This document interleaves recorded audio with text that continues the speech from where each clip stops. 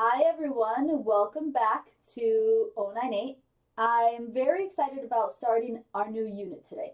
So we will be looking at our Unit 4 notes, which basically covers all things graphing for linear equations. So we finally get to draw some lines on some graphs and figure out how to plot points and all that good stuff. So I think you'll find this to be a nice like stepping away from word problems. Although there are application problems based on graphing, which we'll see, this will at least be, kind of like a little bit of a break in that regard. But don't lose sight of, your techniques and your strategies for word problems, because that definitely always has to remain. So welcome, welcome, welcome everyone. Let's take a look at our Unit 4 guided notes. So let's start off by recapping how we know an equation is linear. So one of the things we talked about was the fact that we know an equation is linear if the highest power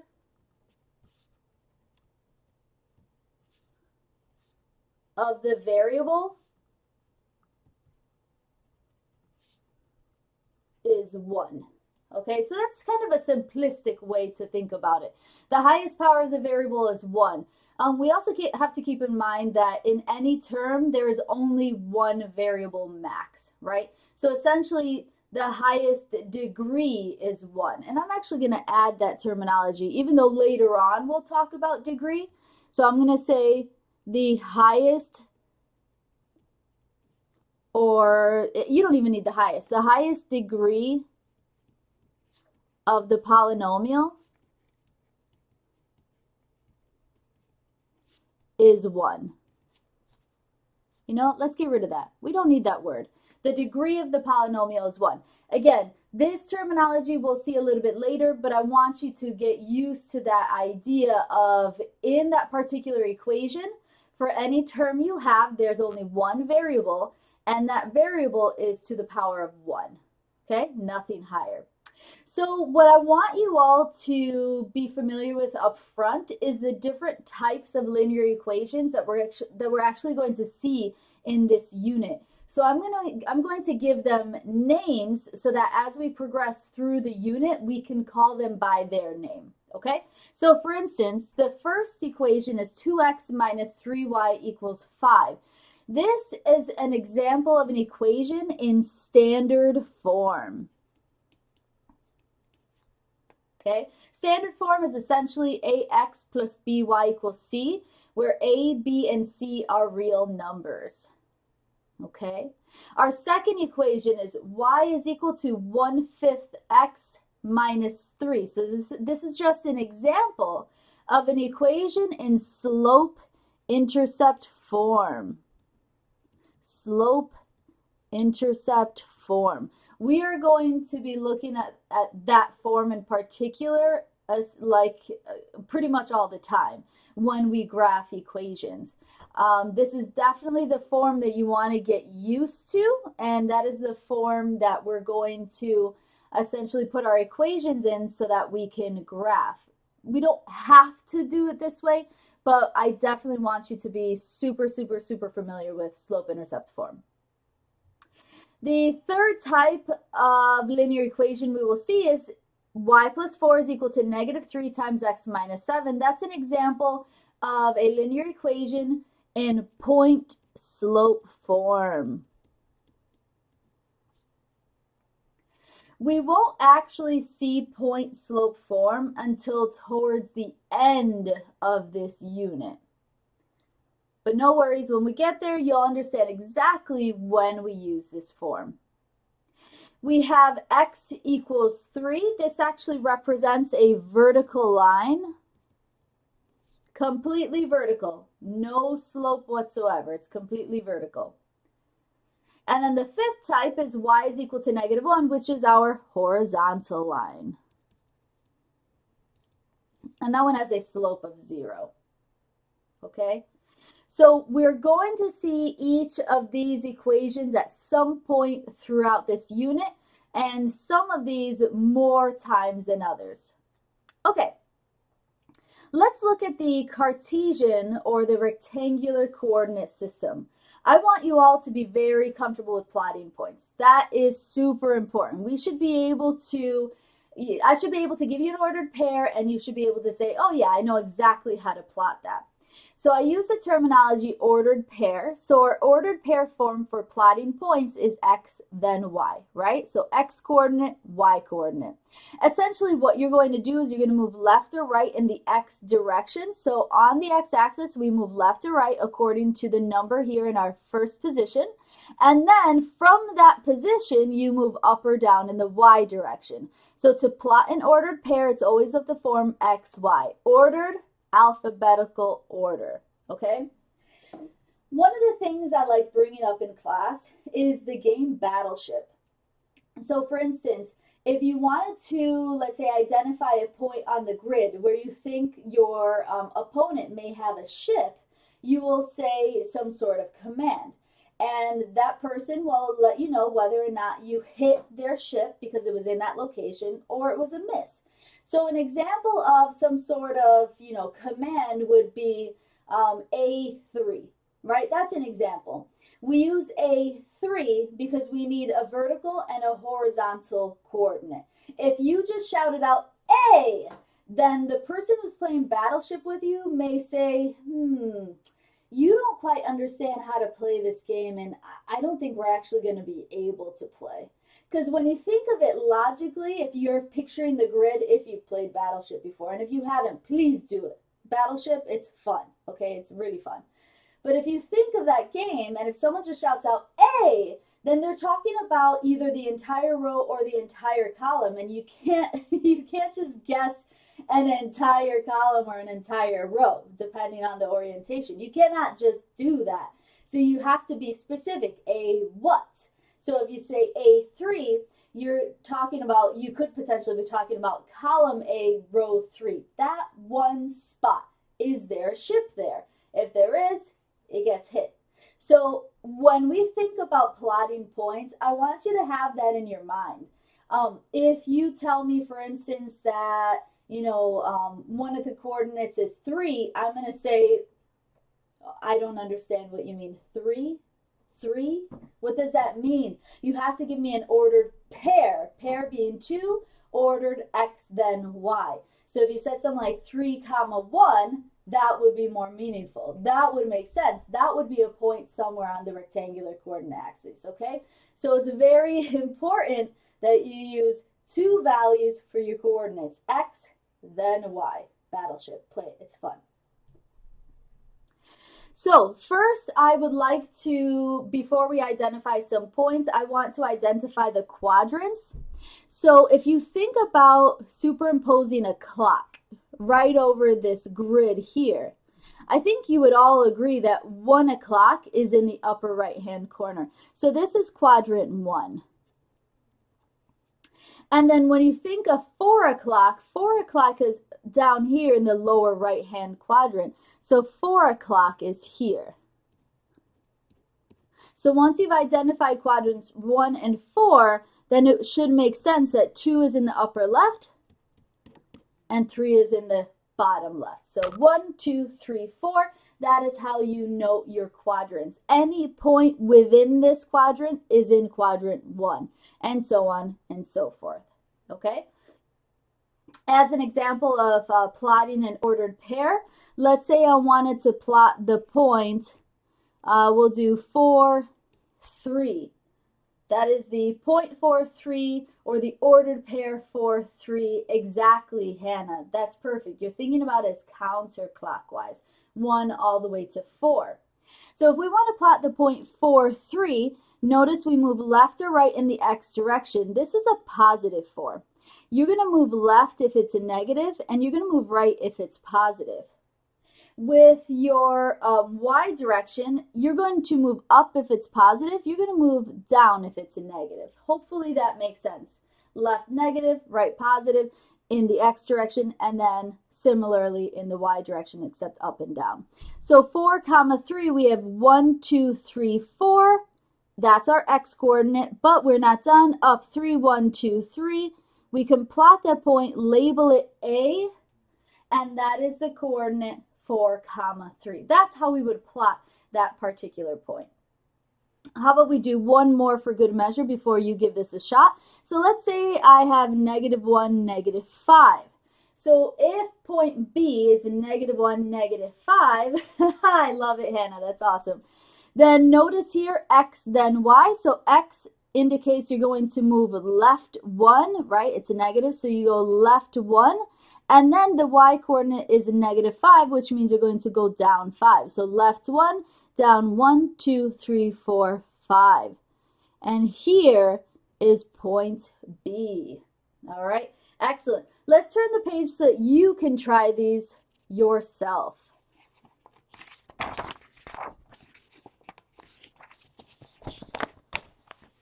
So we are going to practice plotting points. What I would like you to do is take A through I, points A through I, plot them all in the same grid, okay?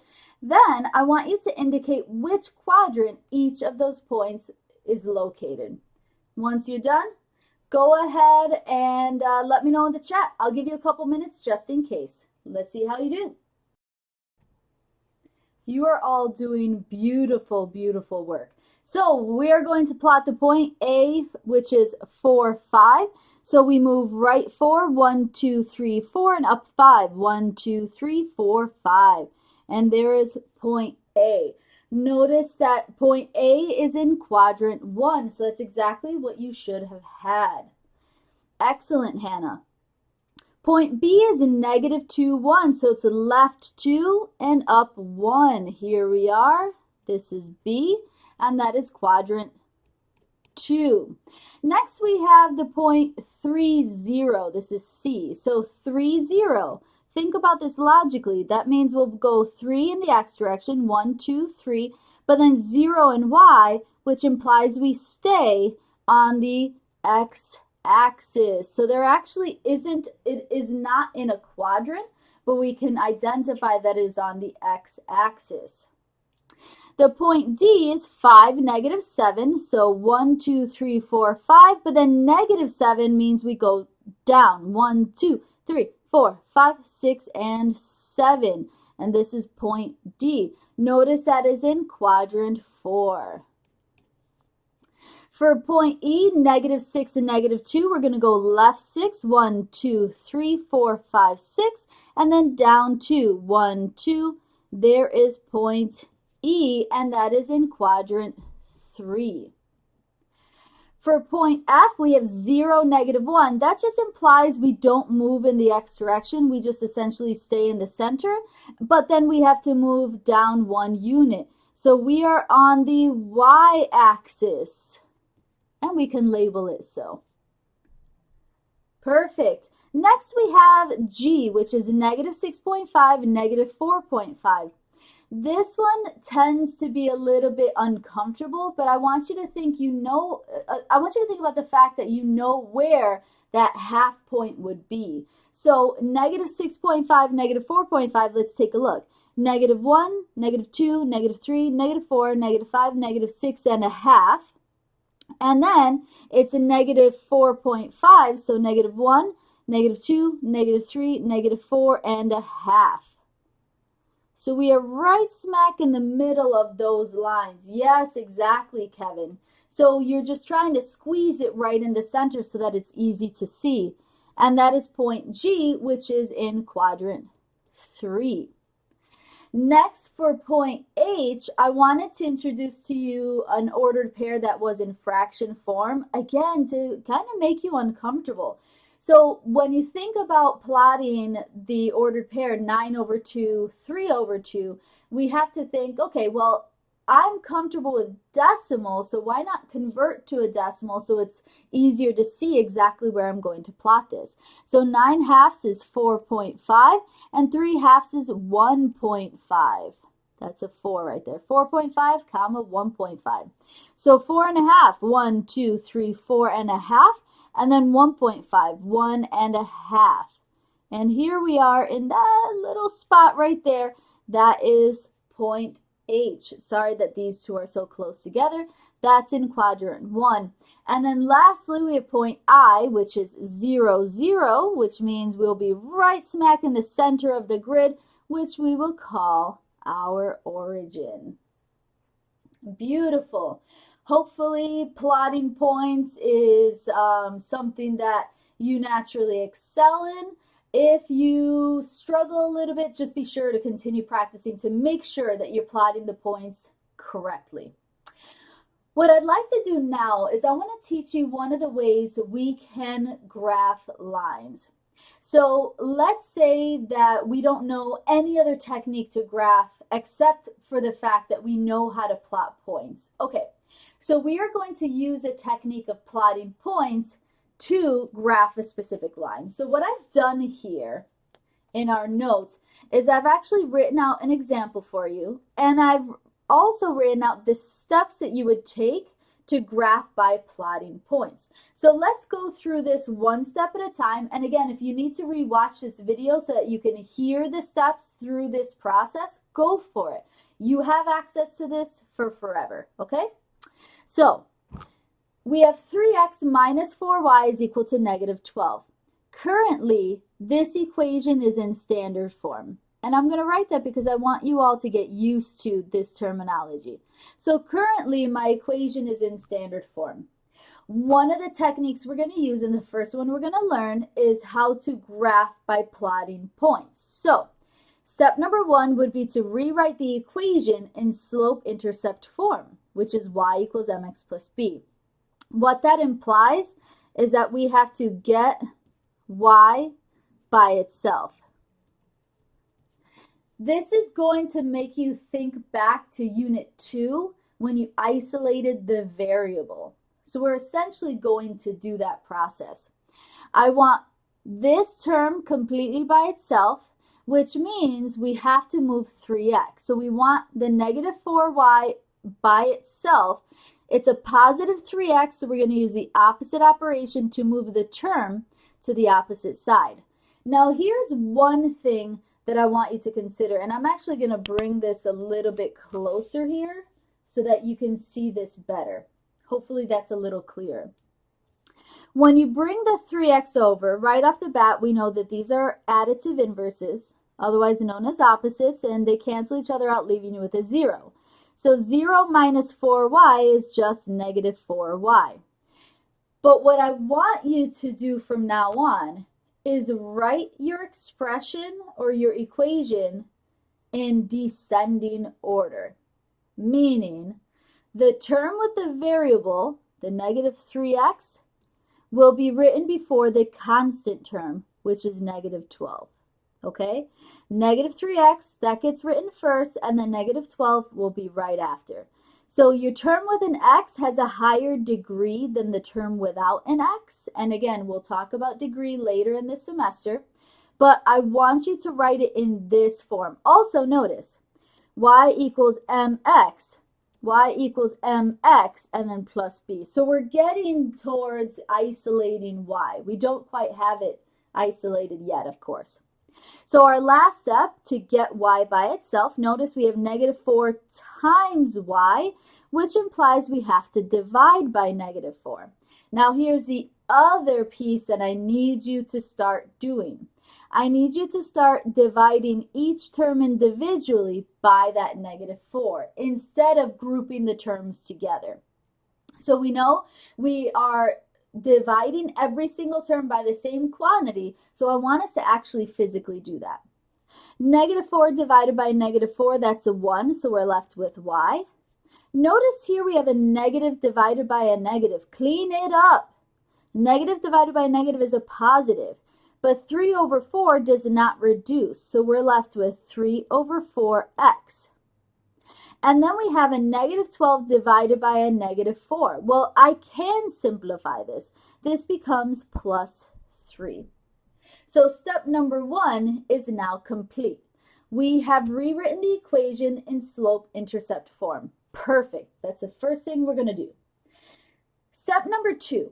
We are going to strategically choose any two values for x. X represents our input.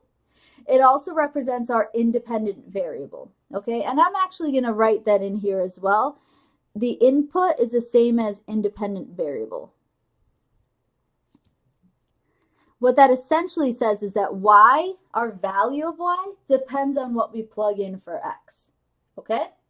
Now, strategy, what should we do? So typically I recommend to students to start off by letting x equal 0, because chances are you're going to end up with some sort of integer corresponding y value, which makes it easy to graph, right? Like for instance, if you had the point 0, 2, you know how to graph that, 0 and then up 2. If you had the point 0, negative 5, you know how to plot that, 0 and then negative 5. You move down on the y-axis. So by plugging in 0 for x, we tend to get an integer pair, right? The integer y coordinate. So that's my recommendation. The second recommendation, if you're going to graph by plotting points, is if you have a fraction in front of your x, meaning if the coefficient of your x term is a fraction, then pick a value that matches the denominator. As a reminder, when you take a fraction and you multiply it by its denominator, don't they end up canceling each other out, numerator for denominator? Let me show you. It's going to be a reminder of what we've done many, many times already this semester. So I'll show you what two values we're going to choose. The first one's definitely 0, and then take a look. Okay, so we need to choose two values. We're going to let x equal 0. I'm going to start with that one. So if I say let's let x be 0, then I have y is equal to 3/4 times 0 plus 3. 3/4 times 0 is just 0. So that means it's 0 plus 3, so y is equal to 3. Notice for step 3, it says calculate each x value's corresponding y value, the output, and then write each ordered pair. So notice, when I let x equal 0, I found that y was 3. So if I'm going to write the ordered pair, when x was 0, y was 3. When we inputted 0, we outputted 3. Okay, I'm going to write in here that the output is the dependent variable. Our y coordinate is going to be the dependent variable. It depends on what we input for x. But keep in mind, we need 2 points to graph a line. 1 point is simply just a point in space. 2 points, now we can connect them with a line. So, having said that, I get to choose, like I said, choose any two values for x. By the way, that part trips people up. The part about you having the freedom to choose any x value freaks people out. And what I want you to get out of is worrying about what values you're choosing, so to speak. Keep in mind that we're graphing by hand. So we want to make sure that the values of x that we choose are in the center of the graph or close enough to the center so that it's easier to graph. You wouldn't choose something like x is 100 because unless you made your grid pretty big, then that's going to not be very useful, right? So we have to think about this logically. The other thing too is when you look at any line has an infinite number of points. It takes 2 points to make a line, a point here, now I can connect them with a line. But on any one line, there is an infinite number of points. Because there are an infinite number of points on that line, that means we can choose any x coordinate and solve for its y coordinate. It's very important to keep that in mind. You choose x, but you solve for y. So it's like taking x, I like this x, let's use this one, putting it into the formula, solving, and bam, then you have its corresponding y. Remember that. Input, output. You do the math to get the output.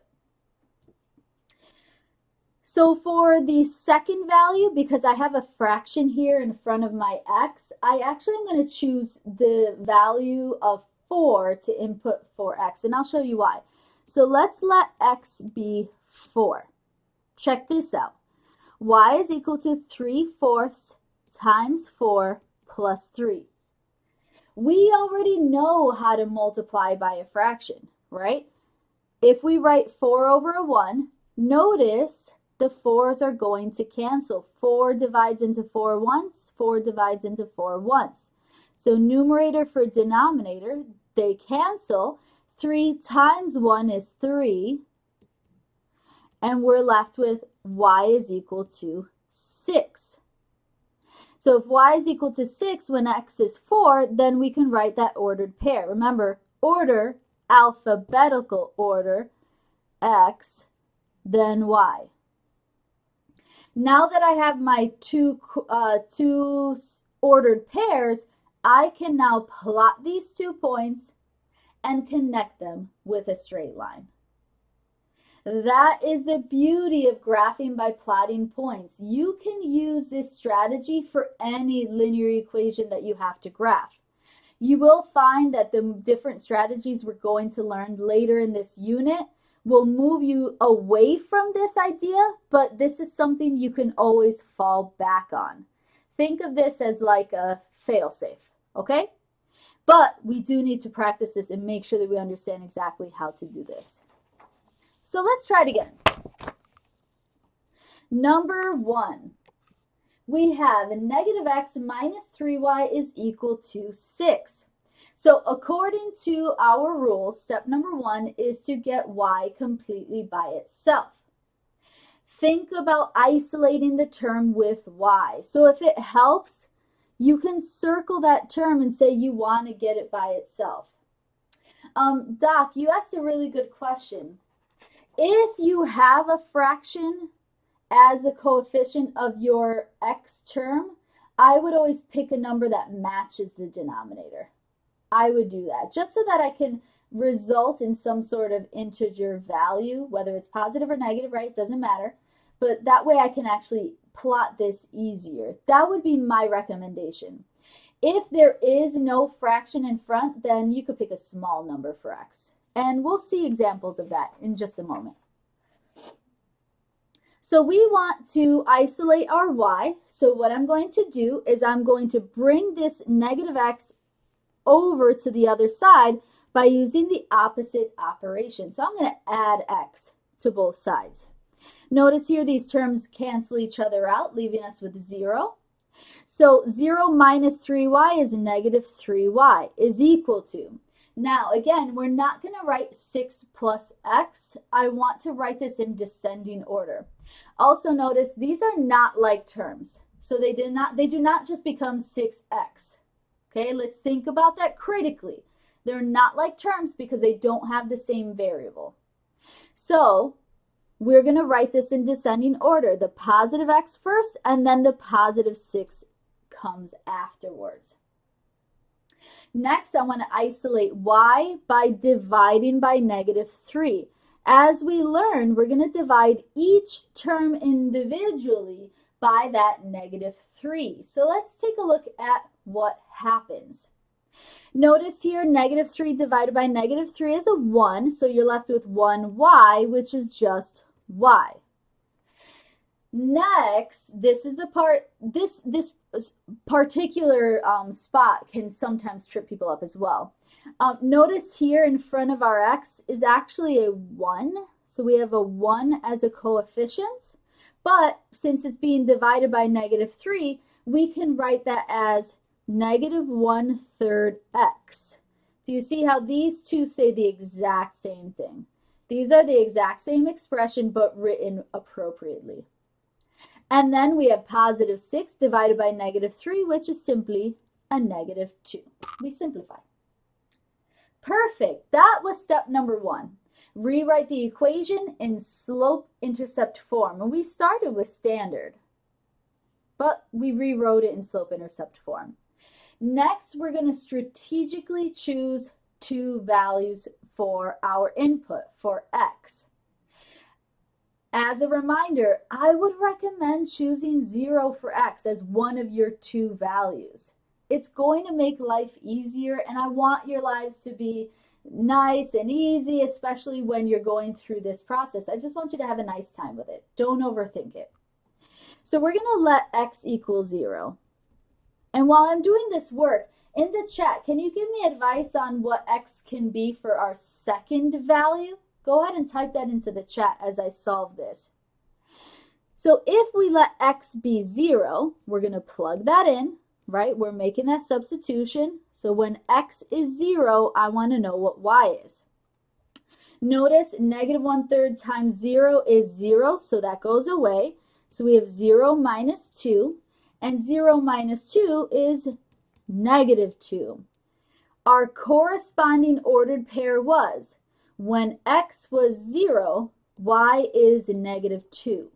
So when x was 0, y was negative 2. Rachel and Wada, that's perfect. So both Rachel and Wada suggested that if we wanted to pick a different value for x, what's going to be really helpful is to pick a number that matches the denominator. So both Rachel and Wada suggested letting x be 3. And I love that, because you're going to see how nice this becomes. So we have y is equal to negative 1/3 times 3 minus 2. Again, notice we're multiplying here. We're multiplying by a fraction. So let's put 3 over 1. And we see, oh, okay, numerator for denominator, we can divide both out by 3, leaving us with 1s. So now I have negative 1 times 1, which is negative 1, and then minus 2. Negative 1 minus 2 gives us negative 3. So my corresponding ordered pair is when x was 3, y resulted in a negative 3. No worries, Claire. So when x is 3, y is negative 3. Now that I have these two ordered pairs, let's plot them. So 0, negative 2, so 0, stay on the x, but then move down 2 units, 1, 2, that's 0, negative 2. And then we have the point 3, negative 3. So right 3 units, 1, 2, 3, and then down 3, 1, 2, 3. What I would highly recommend is getting some sort of straight edge to help you to create your straight lines. I like using index cards. You could use a ruler. You can use the edge of a credit card or a license, whatever it takes. I'm just simply going to use my index card because I have it handy. So I'm going to use this as my straight edge so that I can see this line with ease. Plus, it just looks really neat, right?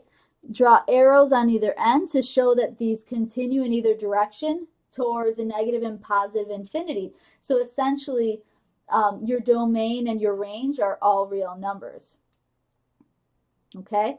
Consider here that we found 2 points, but we actually have an infinite number of points on this line. They're just going to be, like, for instance, in between these two, they're going to be decimal values, right? But not a big deal. Not a big deal at all. There's an infinite number of points. All right? Beautiful. Let's try that again for number 2. So for number 2, I would like you to graph by plotting points. Use the same strategy. Step number 1 says write it in slope-intercept form. Step 2, choose 2 different values for x. Step 3, calculate their corresponding y's and write the ordered pairs. And then step 4, plot them and draw a line to connect them. Let's see what you got. All right, let's check it out. So according to our rules, step number 1 is to get y by itself, right? So essentially, we want to rewrite this in slope-intercept form. And again, how we do this is by isolating y. So notice y is almost by itself. It's attached to negative 5 by multiplication, so we definitely want to divide. we are going to divide both sides by -5. Dividing by -5 leaves me with y is equal to, and then 10x divided by -5 is -2x. Okay? It is perfectly fine that there is no constant term, because technically the constant term here is a 0. So it's a -2x plus 0. That's actually what it says if you wanted to get technical with it. Okay? So now that we have y completely by itself, we get to pick any two values for x. So we're going to continue with this idea of letting x equal 0 first. Okay? If we let x be 0, notice we have -2 times 0, which is 0. All right, no big deal. We found that when x was 0, y is 0. So I'm going to write out that ordered pair, 0, 0. Again, no big deal. It's all right that both coordinates are 0. That just means we're here at the origin, and I might as well just plot that right now. That just means we're at the origin. The line goes through the origin. Next, notice that we don't have a fraction here, so we can let x be anything we want. I'm going to choose 3. I want to let x equal 3, and I'm going to let x equal 3 because none of you in the chat let x be 3. Some of you picked 2, some of you picked 5. I love it. So we're going to choose something that I haven't seen up there. Kevin, that's okay. It takes practice. So no worries. No worries. So we're going to let x be 3. So y is equal to -2 times 3.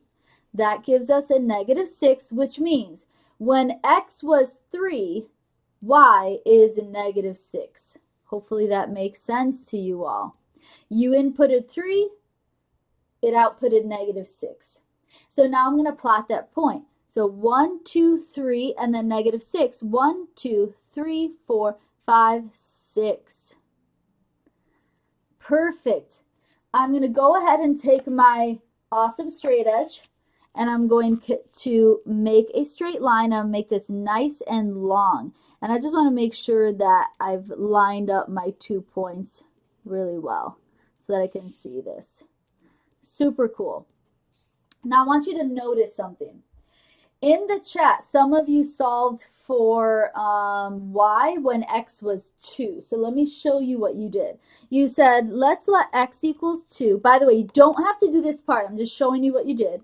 You said, okay, when x was 2, y is a -4, which means we get the point 2, -4. Check this out. 1, 2, 1, 2, 3, 4. Oh, what do you know? It's on the line. If you said let x equal 1, then we plug in 1 for x. So we have y is equal to -2, which means when x was 1, y was a -2. Check this out. 1, -1, -2. What do you know? That point is also on the line. So I'm hopeful that this really drives home the idea that there are an infinite number of points on any line. Some of you chose different values to plug in, but we ended up with the exact same line. Our lines will be identical because our line goes through the same points, right? They are naturally going to go through the same points because we are all using the same equation. So as long as you did your calculations correctly, your line will completely match mine. All right? Keep in mind that graphing by plotting points is very useful. This is something that you can actually take with you, not that you can't take all the math with you, but this is a technique that you can take with you into future algebra courses. If you had to graph quadratic equations or cubic equations or any different type of equation, even nonlinear, you can do so by graphing, by plotting points. So this is a technique that'll never leave you. Keep that in mind. Just recognize that this is always your backup if you need it. And please don't hesitate to use it if you're ever trying to figure out how to graph a line. All right.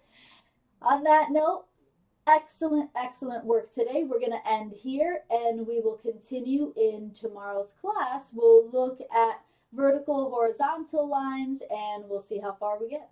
All right? Enjoy the rest of your day, and I will see you all tomorrow. Bye.